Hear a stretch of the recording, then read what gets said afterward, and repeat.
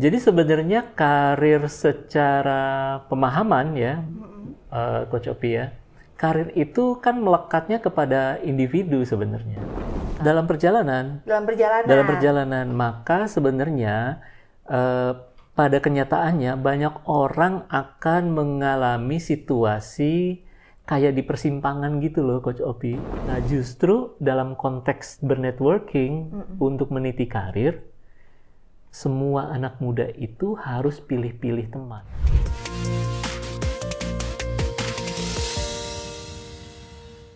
Assalamualaikum warahmatullahi wabarakatuh. Ketemu lagi di podcast Teman Bicara, Percakapan Menemukan Makna. Di percakapan ini, kita akan mendengarkan banyak pengalaman seru dan menginspirasi yang akan mendatangkan banyak manfaat, insight, ide untuk kamu di bidang karir, self-growth, leadership, family, bahkan relationship. Saya Coach Opi akan menemani kamu sebagai teman bicara, dan sekarang kita akan bicarakan mengenai shifting karir. Bukan percakapan namanya kalau saya sendiri. Saya akan ditemani oleh Coach Afri bersama saya. Halo Coach. Halo Coach Ketemu Opi. lagi. Ya, ketemu lagi. Sehat? Alhamdulillah. Alhamdulillah. Tetap semangat. Tetap semangat ya. Dan kita bakal banyak ngebahas soal karir. Makanya saya pakai baju kayak wanita karir. Oh, Wanita karir loh. keren. Ya? Itu kan orang gitu katanya. Kalau pakai jas dikit, kayak wanita karir. Gitu. Yes, betul. Dan bicara soal karir, saya jadi pengen ngecek dulu. Bukan soal saya kayak wanita karir atau bukan. Oke. Emang bener ya, karir tuh diidentikan dengan jas? Ya, fun fact-nya di kalangan masyarakat secara umum begitu. Bahwa karir itu sama dengan ada di gedung, di kantor, di perusahaan. Di gedung, kantor, perusahaan, ya. Iya, begitu. Meskipun sayangnya nggak sepenuhnya betul, gitu. Nggak sepenuhnya betul. Jadi, apa karir lain selain berkantor? Jadi karir lain selain berkantor, yang berpakaian seperti Coach Opi, misalnya juga yang pria tuh pakai dasi, pakai blazer, pakai jas gitu ya. Jadi sebenarnya karir secara pemahaman ya, Coach Opi ya, karir itu kan melekatnya kepada individu sebenarnya. Karir itu melekatnya kepada personal. Jadi karir itu sebenarnya tidak harus kita lekatkan di korporasi kah atau di luar korporasi. Tapi karir itu selalu melekat di individu, personal. Itu yang pengalaman kita lakukan. Identitas. Gitu. Karir itu akan menjadi alat identitas individu. Oke, berarti belum tentu bener dong ya, dia pakai baju gini belum tentu wanita karir. Artinya, yang nggak pakai baju begini bukan berarti nggak punya karir. Oke, iya sih, kalau dipikir-pikir pekerjaan itu kan banyak ya. Yes. Pekerjaan Betul. itu banyak. Tapi kalau karir pasti berhubungan dengan pekerjaan ya. Karir berhubungan dengan pekerjaan, iya. Oke. Dan pekerjaan itu jenisnya banyak dan semua jenis pekerjaan itu disebut karir. Semua yang dikerjakan itu bisa menjadi karir. Oh ya? Yes. Berdagang? Berdagang bisa menjadi karir, yes. Ibu rumah tangga? Oh, sangat betul. Ibu rumah tangga itu bisa menjadi sebuah karir dan ibu rumah tangga yang profesional bisa menjalani karirnya sebagai seorang profesional. Ini seru. Oke. Saya jadi pengen mulai agak belakang, Coach. Izin ya. Oke, siap. Ngomongin karir dulu. Kalau ngomong karir segitu luasnya, berarti yang disebut karir itu awalnya apa? Gitu. Karir itu awalnya apa ya? Awalnya itu dari mana? Bahwa dibilang bahwa kamu sebagai individu sudah berkarir. Oke, jadi dalam pengalaman saya dan teman-teman mendampingi banyak orang yang sedang curious menemukan purpose, kemudian curious menjalani purpose-nya. Nah, pada dasarnya ternyata mereka itu sedang membicarakan karirnya. Purpose, karir, oke. Ini lagi merangkai. Oke, gitu ya. Nah, sebenarnya ini ngomongin apa sih? Jadi gini, beberapa yang kami dampingi itu bahkan mulai dari pelajar loh, Coach Opi. Pelajar? anak-anak remaja gitu ya, anak-anak remaja. Sampai mahasiswa, sampai memang ada juga beberapa pegawai sampai eksekutif muda gitu ya, usia kita pernah dampingin usia 20-an, belum sampai 30 dan beberapa udah mulai masuk usia 30, ngomongin karir jadinya. Bahkan yang dari remaja udah bisa ngomongin karir saat sebenarnya kita akan sampai ke isu soal karir saat mereka sedang merumuskan purpose, merumuskan sebenarnya cita-cita yang mereka mau capai itu apa sih? Gitu. Ini kan pertanyaan dari sejak anak TK nih biasanya kan. Iya, Kamu sejak punya anak-anak. cita-cita jadi apa gitu ya? Yang pakai mengerucut, pakai besar. Itu karir. Karir. Wow. Oke. Jadi karir itu bisa dimulai sedini mungkin. Ya, bisa. Oke, itu awalnya ya. Oke, sedini mungkin. Tadi bicara mengenai cita-cita. Oke. Gitu ya, cita-cita itu sudah mulai masuk membicarakan soal karir gitu ya. Oke. Selanjutnya, Coach? Nah, selanjutnya memang kalau kita konteksnya adalah karir yang ada di dalam organisasi, di dalam perusahaan, kita akan bicara secara lebih segmented, lebih spesifik, karir di dalam organisasi. Tapi di luar itu sebenarnya kita itu akan selalu berbicara karir saat kita banyak berbicara tentang purpose atau cita-cita tadi. Karena kan kalau Coach Opi inget ya, karir itu selalu melekat dengan meniti karir.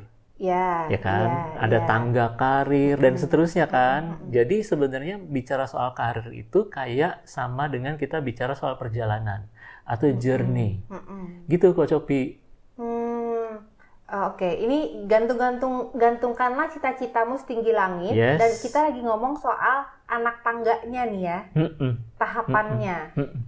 Oke, awal karir, masuk karir, lalu orang berkarir, taruhlah ada di satu organisasi, apakah mereka menjadi profesional gitu ya, itu selanjutnya tengah-tengah itu disebut apa nih? Ini kan lagi tengah-tengah nih, lagi asik-asiknya berkarya gitu, berkiprah.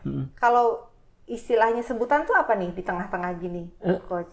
Dalam perjalanan. Dalam perjalanan. Dalam perjalanan, maka sebenarnya pada kenyataannya banyak orang akan mengalami situasi kayak di persimpangan gitu loh, Coach Opi. Biasanya dulu ya, saya belum tahu apa angka statistik atau datanya, tapi biasanya sebagaimana banyak pengalaman kita, itu kita yang ada di usia 20-an sampai 30, kemudian 30 sampai 40, itu akan ada periode-periode di mana orang-orang sedang mengalami situasi di persimpangan. Memilih belok kanan, belok kiri, atau lurus. Itu kayak persimpangan jalan, kayak shifting karir. Jadi ada situasi dia mau memilih. Memilih nih, berubah arah gitu. Padahal mungkin secara rute perjalanan dia harusnya lurus nih kalau masih sesuai dengan purpose-nya di masa awalnya dulu. Tapi sangat mungkin di usia 20-an, 30-an itu ada timbul situasi di mana dia ada di persimpangan. Ada cabangan-cabangan, ada pilihan di mana dia punya alternatif karir yang berbeda. Oke, saya tadi kalau suka pikiran, itu yang bikin persimpangan tuh biasanya apa sih yang dijalanin? Itu satu. Tapi sebelum itu pertanyaan yang lebih dasar adalah, kalau di kenyataan kan kalau di jalan persimpangan macet ya? Oke. Ini macet juga nih berarti di fase ini? Sebenarnya karena ini perjalanan pribadi, perjalanan personal, sebenarnya tidak mengenal istilah macet sebagaimana kita mengenal istilah banyak kendaraan di saat yang sama di sebuah persimpangan. Gitu ya. Tapi ini bisa juga macet di persimpangan, bisa juga macet, tapi nggak ada kendaraan lain, cuma ada kita di situ. Tapi kita macet.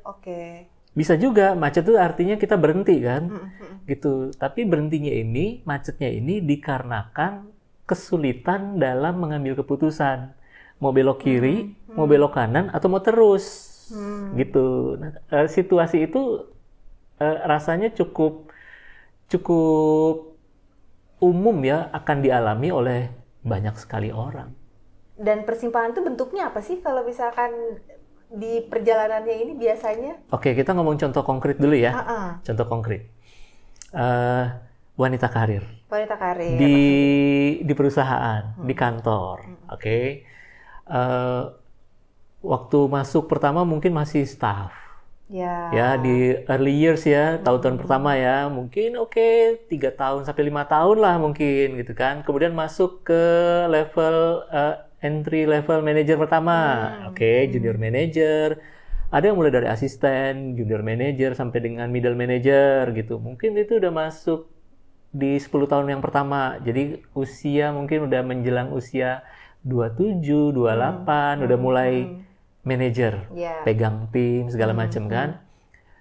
Dan masih punya potensi karir bagus. Ke tahun-tahun berikutnya, kan gitu ya.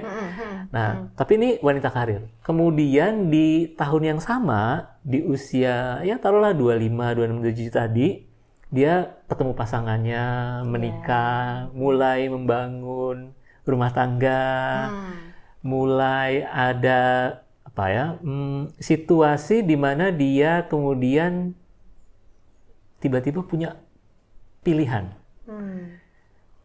Berumah tangga di usia 25 misalnya kan gitu ya, berumah tangga di usia 25, kemudian mulai akan bisa jadi dia akan mempunyai anak pertama di usia berapa tuh berarti 26, 27 lah ya gitu ya. Kemudian kan punya anak tuh. Coba ingat-ingat ya, cewek punya anak pertama, cuti 3 bulan, kemudian mau ke kantor lagi, itu situasi persimpangan. Contohnya. Apakah jalan terus ataukah belok nih? Nah, itu contoh-contohnya sebenarnya, contoh-contoh konkretnya ya. Gitu. Ada banyak banget sih contoh sebenarnya Coach Opi gitu. Nah, di antaranya itu yang kita sebut sebagai persimpangan di mana dia harus memilih. Gitu.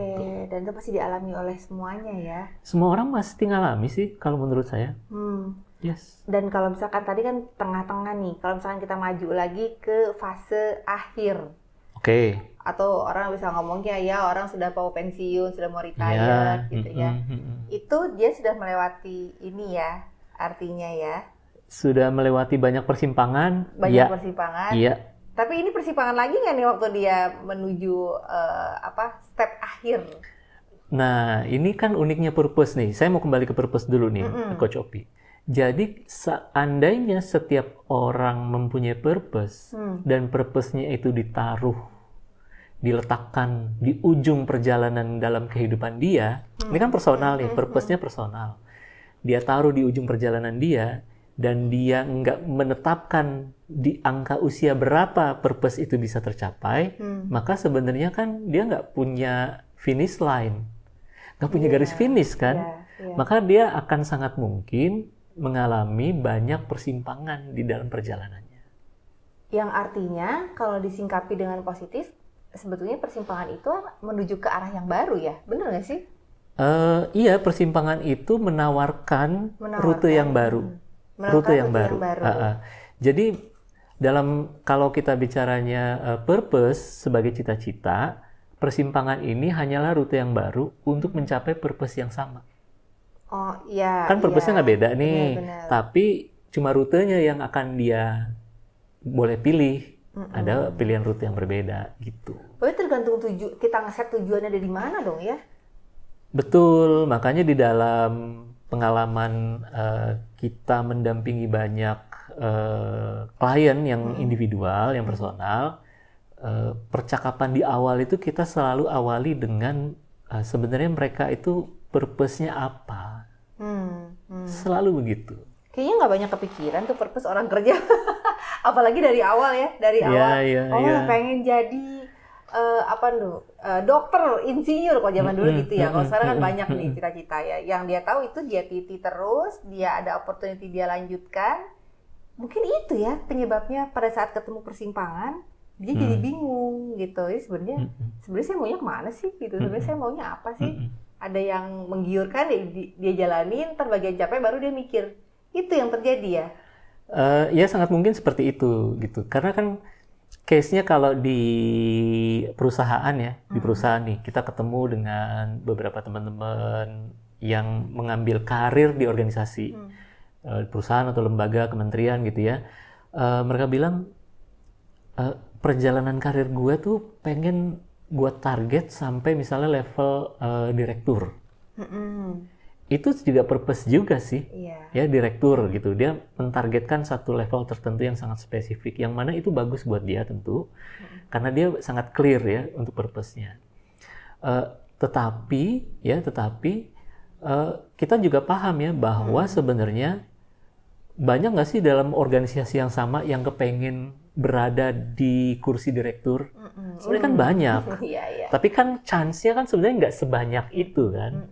Nah, maka dalam pendampingan kita selalu mengajak teman-teman itu supaya berpikir lebih terstruktur dan terbuka. Objektif ya. Jadi kita ngomongnya purpose dulu. Kalau dia mau jadi direktur, sebenarnya apa yang ingin dia dapat? Kan gitu. Nah, itu purpose ya. Sebenarnya kalau dia udah sampai di level direktur, kita mau tanya, kita pengen tahu tuh. Sebenarnya sih apa yang kamu ingin dapetin di kursi itu? Dan kalau dia bisa nyebutin kan, ya makanya kan orang bisa beda-beda ya. Kalau dia bisa menyebutkan sesuatu yang dia ingin dapatkan di kursi direktur, ya kita juga akan tanya berikutnya. Selain dari kursi direktur, hal yang ingin dia dapatkan itu bisa didapat dari kursi yang mana lagi? Sehingga dia punya rute-rute. Bisa jadi direktur ini cuma jadi tools aja sebetulnya ya. Jadi tools atau kalau dalam pendampingan kita bilang itu hanya salah satu alternatif rutenya dia, sehingga dia sebenarnya punya alternatif rute yang lain gitu.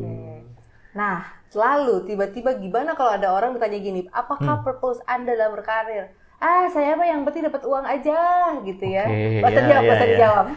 Karena pertanyaan teman-teman di rumah lebih penting. Ternyata saya nanya selalu dapat dapat dukungan dan support, ternyata harus kita jawab juga di pertanyaan teman-teman karena segitu antusiasnya juga nih ya Coach Afri ya.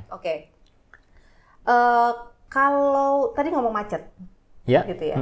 Pertama pertanyaannya adalah gini, itu bisa dihindari apa enggak? Gitu. Terus waktu kita ketemu persimpangan, idealnya ini harusnya berapa lama sih? Gitu katanya teman-teman yang di rumah. Iya, karena kita pakai analogi di persimpangan dan ada kemacetan ya. Kemacetan di mana nggak ada kendaraan lain kecuali kita ada di situ. Nah, pertanyaannya tadi apa yang pertama? Gimana cara kita ngehindarin macet? Supaya nggak macet. Kemudian kalau memang sampai ketemu persimpangan gitu ya, ini idealnya berapa lama sih? Galau aja jangan kelamaan gitu ya. Berapa lama nih wajarnya? Sebenarnya kita ingin bangun kesadaran bersama, awareness, bahwa meniti karir, mencapai purpose, itu akan sangat sering menjumpai persimpangan. Which is normal. Yang mana itu normal.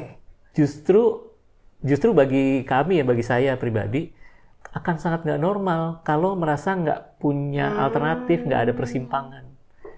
Gitu.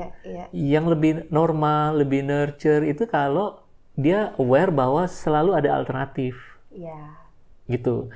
Nah, gimana caranya supaya saat ada di persimpangan, saat berada dalam situasi memilih, dia nggak perlu lama-lama.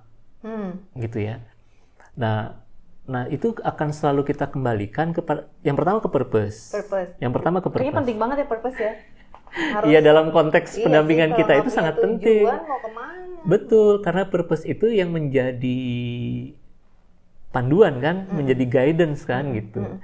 Nah, itu satunya purpose. Tapi kan kadang-kadang nggak gampang ya. Memang pertanyaan purpose itu dijawab sama banyak orang.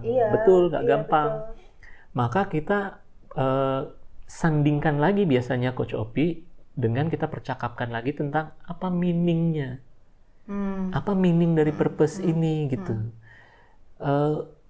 Karena kan kita itu dikaruniakan oleh Tuhan sebagai orang yang, sebagai makhluk yang mampu menentukan nasib kita sendiri. Iya sih.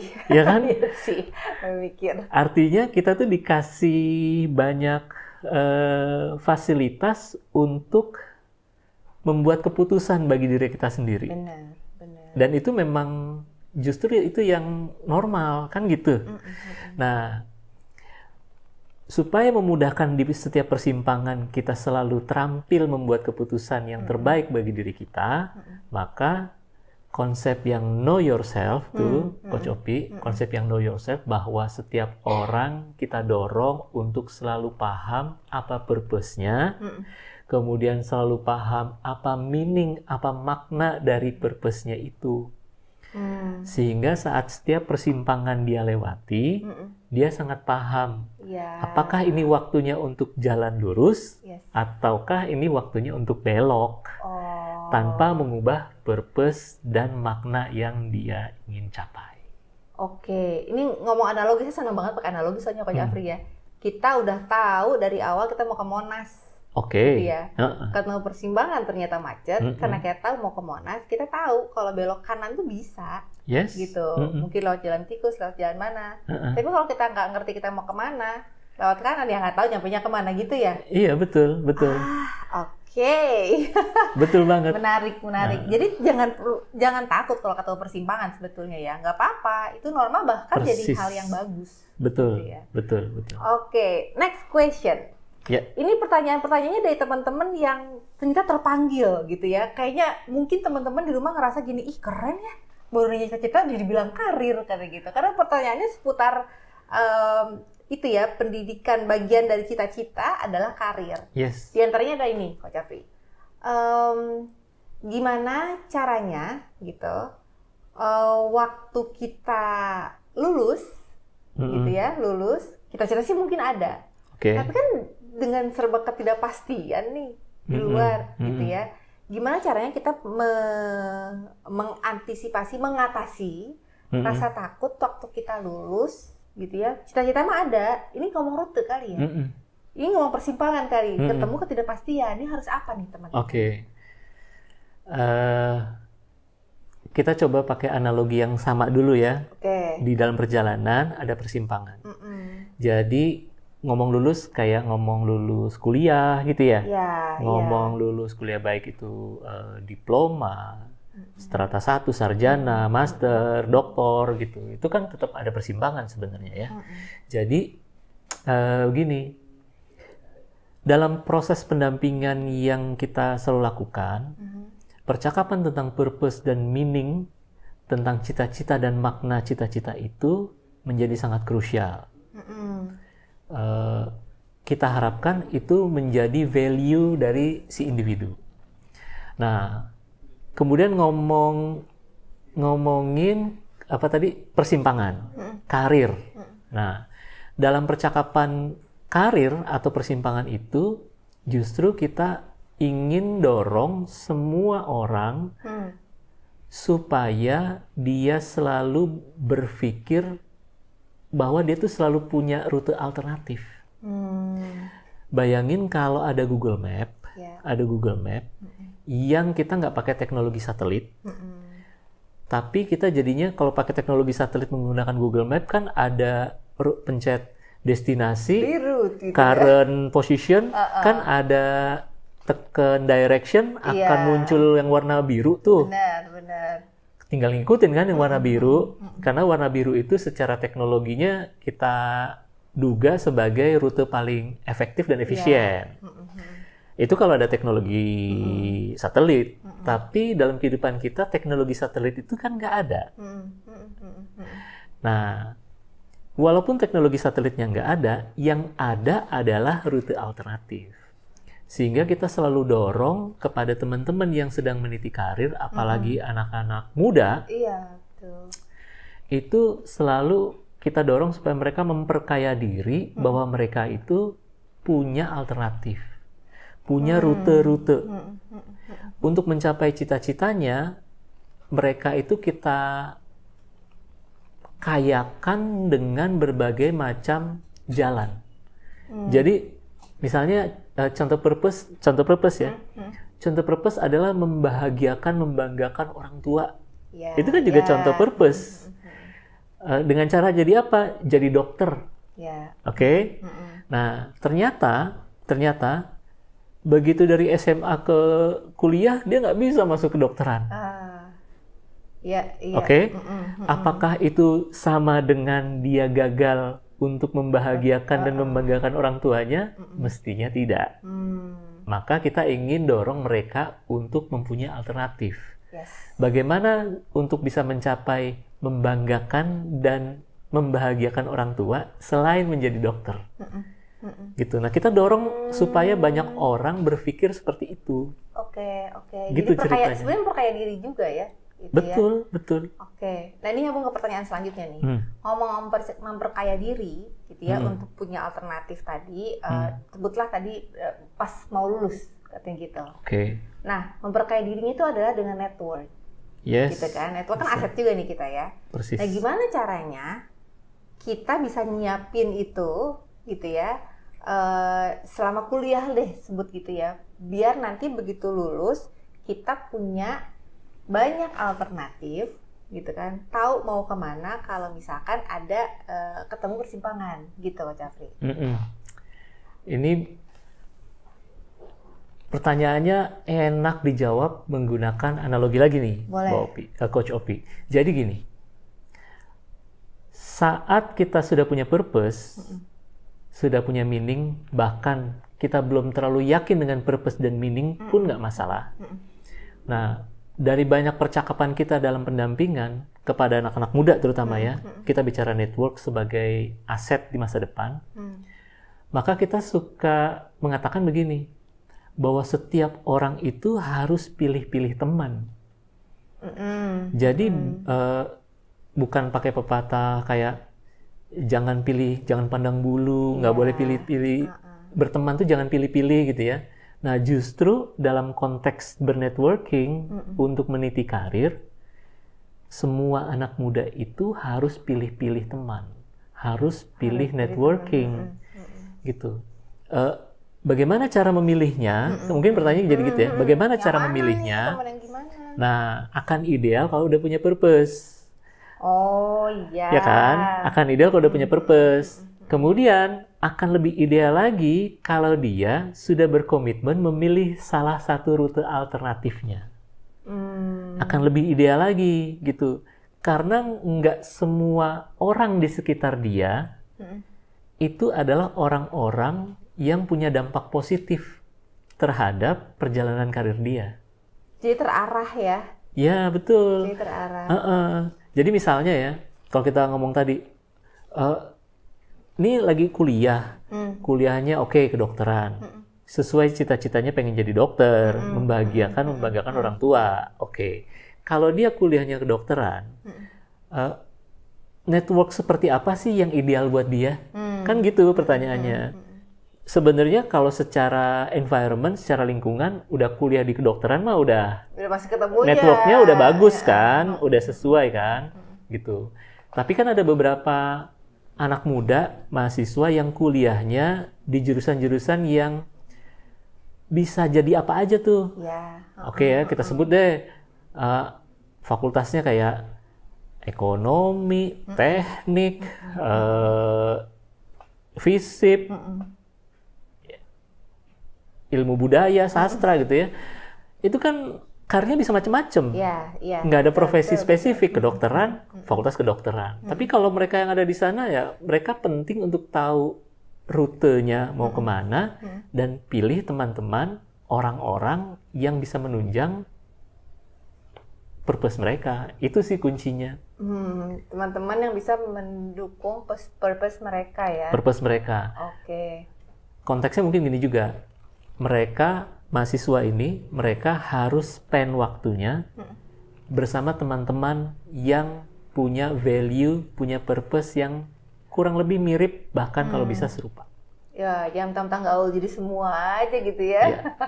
Yang nggak boleh berarti ini Mbak Copi, yang nggak boleh adalah mahasiswa itu menjadi orang yang menyenangkan semua orang. Nah, itu yang nggak boleh. Iya, anak gaul kan terpancing gitu ya. Jadi teman-teman nongkrongnya di villa-villa gitu ya buat teman-teman yang masih di kampus nih. Nah, ini mungkin pertanyaan terakhir nih, Jafri ya, dari teman-teman. Gak tau kalau saya masih penasaran, saya boleh izin aja ya. Kan sekarang digalakan passion gitu, kerja itu sesuai dengan passion gitu kan. Jadi lebih penting mana membangun karir sesuai keinginan gitu ya, atau latar belakang. Nah ini mungkin jadi nyambung ya jadi nyambung stretching karir itu dari mana sih gitu? Oke. Dua-duanya penting kok. Passion Dan sesuai dengan latar belakang pendidikan itu sama pentingnya. Dan nggak perlu dibenturkan atau diperdebatkan kalau menurut kami ya. Pengalaman kami mengatakan gini.